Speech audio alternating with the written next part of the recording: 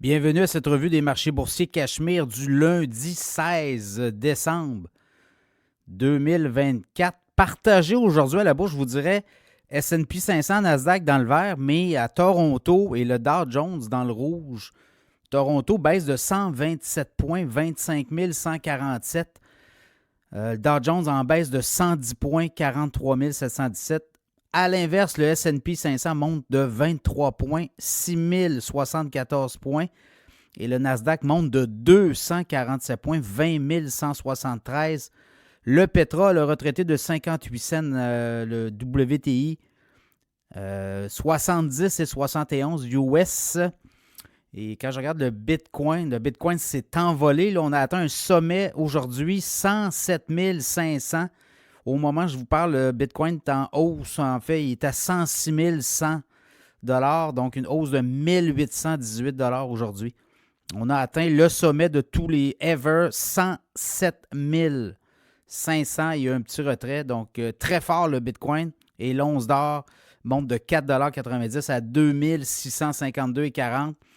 Oui, la bourse de Toronto a pris une pause aujourd'hui avec toutes ces histoires aussi également entourant le Parlement à Ottawa.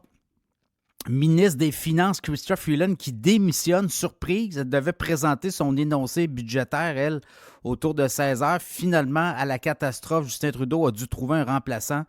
Dominique Leblanc prend la relève aux finances. Et là, c'est des déficits à ne plus finir. Là.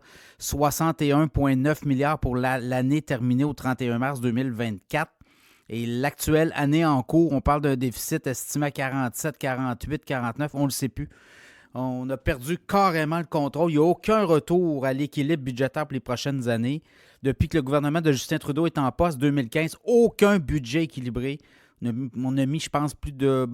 non pas je pense, là, mais tout près de 700 milliards en déficit cumulé. Donc, il va falloir qu'il se passe quelque chose. Et là, ça commence à intriguer les marchés boursiers, notamment du côté de Bay Street, du côté de la bourse de Toronto. Donc voilà, c'est un peu ça. Au niveau des nouvelles aujourd'hui, il y a quand même des bonnes nouvelles. Là. Tesla a poursuivi son ascension, montée de 26,79 $ aujourd'hui. Tesla, 6,1 % de hausse, 463,2 $. Est-ce qu'on va avoir les 500 $ prochainement?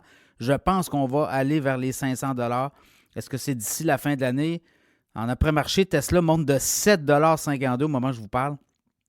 Également, Broadcom qui profite là, de l'embellie pour l'intelligence artificielle. Broadcom monte de 11,21 $ aujourd'hui.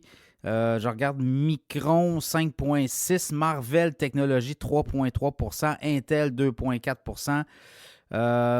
Apple a monté de 1,1 %. Alphabet, Google Alphabet monte de 3,6 %. Google est rendu tout près des 200 $ à peu près. Là, je regarde vite. 198,16 $. Voilà.